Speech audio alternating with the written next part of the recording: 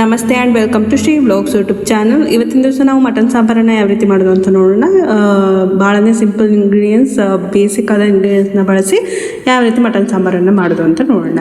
ಒಂದು 5 ಟೇಬಲ್ ಸ್ಪೂನಷ್ಟು ಆಯಿಲನ್ನು ಬಳಸಿದ್ದೆ. ಅದು ಚೆನ್ನಾಗಿ ಕಾದಾದ ನಂತರ ಅರ್ಧ kg ಮಟನನ್ನು ಹಾಕಿ ಎಣ್ಣೆಯಲ್ಲೇ ಬೇಯಿಸಬೇಕು. ಸ್ಟಾರ್ಟಿಂಗ್ ಈ ಪ್ರೊಸೀಜರ್ ತುಂಬಾ ಇಂಪಾರ್ಟೆಂಟ್. ಮಟನ್ಗೆ ಈ ಪ್ರೊಸೀಜರಿಂದ ಒಳ್ಳೆ ಟೇಸ್ಟ್ ಸಿಗುತ್ತೆ. ಸೊ ಮಟನನ್ನು ಹಾಕಿ ಚೆನ್ನಾಗಿ ಫ್ರೈ ಮಾಡ್ತಾ ಇದ್ದೀವಿ. ಆಯಿಲಲ್ಲೇ ಬೇಯಿಸ್ತಾ ಇರೋದು. ಈಗ ಕೈ ಆಡ್ತಾ ಎಲ್ಲ ಮಟನನ್ನು ಬೇಯಿಸ್ಕೋಬೇಕು. ಮಟನಿಗೆಲ್ಲ ಸ್ವಲ್ಪ ಸ್ವಲ್ಪ ಬೇಯ್ತಾ ಇದ್ದಂಗೆ ನೀವಿಲ್ಲಿ ನೋಡ್ತಿರ್ಬೋದು, ಅದು ನೀರು ಬಿಡ್ತಾ ಹೋಗ್ತಾ ಇದೆ ಮಟನಲ್ಲಿ.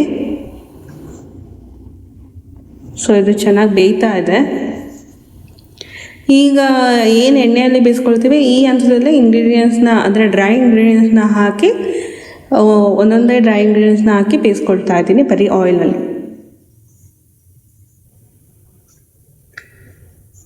ಸೊ ಇದು ನೋಡ್ತಿರ್ಬೋದು, ನಾವು ಎಣ್ಣೆಯನ್ನಷ್ಟೇ ಬಳಸಿ ಬೇಯಿಸ್ತಾ ಇರೋದು, ಆದರೂ ಕೂಡ ನೀರು ಬಿಟ್ಟಿದೆ. ಸೊ ನೆಕ್ಸ್ಟು ಇದಕ್ಕೆ 1 ಟೀ ಸ್ಪೂನಷ್ಟು ಚಿಲ್ಲಿ ಪೌಡರ್ ಅಥವಾ ಖಾರದ ಪುಡಿಯನ್ನು ಬಳಸ್ತಾ ಇದ್ದೀನಿ, 1 ಟೀ ಸ್ಪೂನಷ್ಟು. ಸೊ ಇದನ್ನು ಖಾರದ ಪುಡಿ ಹಾಕಿ ಮತ್ತೆ ಕೈ ಆಡ್ತಾ ಫ್ರೈ ಮಾಡ್ಕೊಳ್ತಾ ಇದ್ದೀನಿ.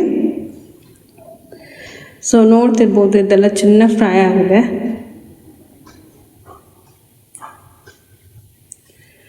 ಸೊ ನೆಕ್ಸ್ಟು ಇದೆಲ್ಲ ಚೆನ್ನಾಗಿ ಫ್ರೈ ಆದಮೇಲೆ ನೀರು ಅದೇ ಬಿಡ್ತಾ ಇದೆ. ಸೊ ನೆಕ್ಸ್ಟ್ ಏನು ಇದೆಲ್ಲ ಖಾರದ ಪುಡಿ ಎಲ್ಲ ಇಟ್ಕೊಂಡಿದೆ ಈಗ ಮಟನಿಗೆ. ಈ ಹಂತದಲ್ಲಿ 1/4 ಟೀ ಸ್ಪೂನಷ್ಟು ಅರಶಿನ ಪುಡಿಯನ್ನು ಬಳಸ್ತಾ ಇದ್ದೀನಿ. ಅರಶಿನ ಪುಡಿಯನ್ನು ಹಾಕಿ ಕೂಡ ಸೇಮ್ ಆಯಿಲಲ್ಲಿ ಚೆನ್ನಾಗಿ ಬೇಯಿಸ್ಕೋಬೇಕು. ಆಯಿಲಲ್ಲಿ ಚೆನ್ನಾಗಿ ಬೆಂದಾದ ನಂತರ ರುಚಿಗೆ ತಕ್ಕಷ್ಟು ಉಪ್ಪನ್ನು ಕೊನೆಗೆ ಬಳಸ್ತಾ ಇದ್ದೀನಿ. ರುಚಿಗೆ ತಕ್ಕಷ್ಟು ಉಪ್ಪನ್ನು ಹಾಕಿದ್ದೀನಿ. ಇದೆಲ್ಲ ಚೆನ್ನಾಗಿ ಬೇಯ್ತಾ ಇದೆ ಉಪ್ಪಿನ ಜೊತೆ, ನೀವಿಲ್ಲಿ ನೋಡ್ತಿರ್ಬೋದು. ಈ ಪ್ರೊಸೆಸನ್ನು ಅಟ್ಲೀಸ್ಟ್ ಒಂದು 10% ಆದರೂ ಮಟನ್ ಇದೇ ರೀತಿ ಆಯಿಲಲ್ಲಿ ಬೇಯಬೇಕು. ಹಂಗಂದರೆ ಮಟನ್ಗೆ ಒಳ್ಳೆ ಟೇಸ್ಟ್ ಸಿಗುತ್ತೆ ಈ ರೀತಿ ಮಾಡೋದ್ರಿಂದ.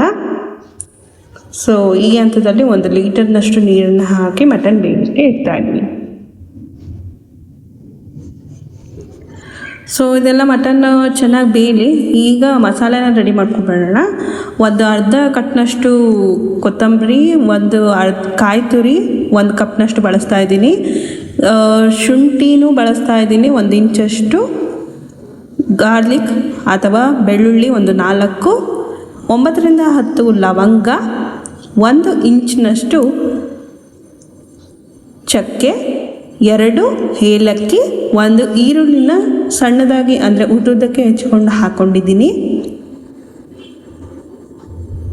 ಸೊ ಇಂಗ್ರೀಡಿಯೆಂಟ್ಸ್ ಮಸಾಲೆಗೆ ಬೇಕಾಗಿರೋದು ಭಾಳನೇ ಸಿಂಪಲ್ ಇಂಗ್ರೀಡಿಯೆಂಟ್ಸ್. ಹಾಗೆಯೇ ಗಸಗಸೆ 1 ಟೀ ಸ್ಪೂನಷ್ಟು ಬಳಸ್ತಾ ಇದ್ದೀನಿ.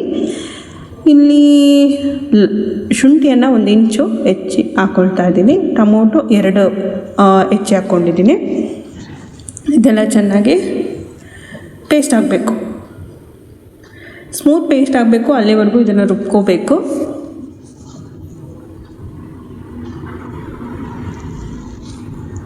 ಸೊ ಇಲ್ಲಿ ನೋಡ್ತಿರ್ಬೋದು,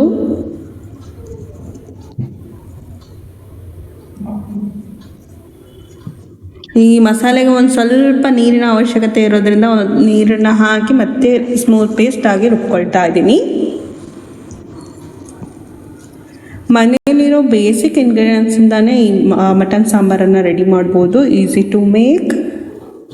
ಸೊ ಈಗ ನೋಡ್ತಿರ್ಬೋದು, ಮಸಾಲೆ ಎಲ್ಲ ಫೈನ್ ಪೇಸ್ಟ್ ಆಗಿದೆ ಇಲ್ವೋ ಅಂತ ಟೇಸ್ಟ್ ಮಾಡ್ತಾ ಇದ್ದೀನಿ. ಸೊ ಇದು ಫೈನ್ ಪೇಸ್ಟ್ ಆಗಿದೆ. ಈ ಹಂತದಲ್ಲಿ ಮಸಾಲೆ ರೆಡಿ. ಸೊ ಇದನ್ನು ತೆಗಿತಾ ಇದ್ದೀನಿ.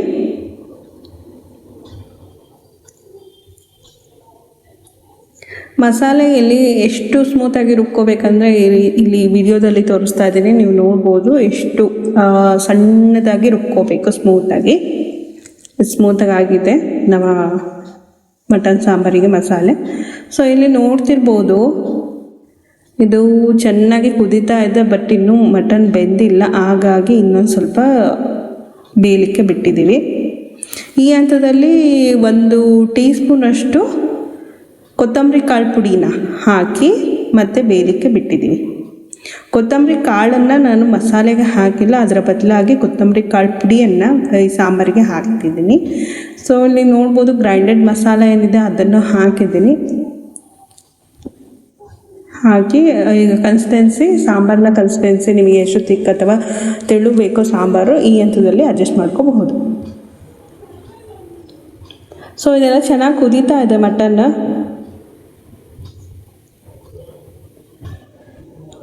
ನಾವೊಂದು ಮೀಡಿಯಮ್ ಕನ್ಸಿಸ್ಟೆನ್ಸಿಯಲ್ಲಿ ಮಟನ್ ಸಾಂಬಾರು ರೆಡಿ ಮಾಡ್ತಾ ಇದ್ದೀವಿ. ಸೊ ಮತ್ತೆ ಇದು ನಾವೇನು ಮಸಾಲೆ ಹಾಕಿದ್ದೀವಿ ಅದೆಲ್ಲ ಮಟನ್ನಿಗೆ ಹಿಡ್ಕೊಳ್ಳಿ ಅಂತೇಳಿ ಒಂದು 10ರಿಂದ 15 ನಿಮಿಷಗಳ ಕಾಲ ಇದೇ ರೀತಿ ಕುದಿಸ್ತಾ ಇದ್ದೀವಿ. ಮಟನ್ ಬೇಯೋದೇ ಒಂದು ಲೆಂತಿ ಪ್ರೊಸೀಜರ್, ಅದು ಬಿಟ್ಟರೆ ಇನ್ನು ಮಿಕ್ಕಿದ್ದೆಲ್ಲ ಭಾಳನೇ ಈಸಿಯಾಗಿ ಆಗಿಬಿಡುತ್ತೆ. ಸೊ ಇದು ನೋಡ್ಬೋದು. ನೀವು ಕುಕ್ಕರಲ್ಲಿ ಮಾಡೋದಾದರೆ ಒಂದು 10 ವಿಷಲ್ ಹೊಡಿಸಿ ಮಟನ್ದಿತ್ತು ಅಂತಂದರೆ ಎಳೆ ಮಟನ್ ಇತ್ತು ಅಂದರೆ ಒಂದು 5ರಿಂದ 6 ವಿಷಲ್ ಸಾಕು. ಸೊ ಈಗ ಎಲ್ಲ ಮಟನ್ ಕುದ್ದು ಚೆನ್ನಾಗಿ ರೆಡಿಯಾಗಿದೆ. ನೀವು ನೋಡ್ತಿರ್ಬೋದು mutton sambar is ready to taste. ಈ ಥರ ರೆಸಿಪೀಸ್ಗಾಗಿ ಶ್ರೀ ವ್ಲಾಗ್ಸ್ ಯೂಟ್ಯೂಬ್ ಚಾನಲ್ನ ಸಬ್ಸ್ಕ್ರೈಬ್ ಮಾಡಿ. Thank you.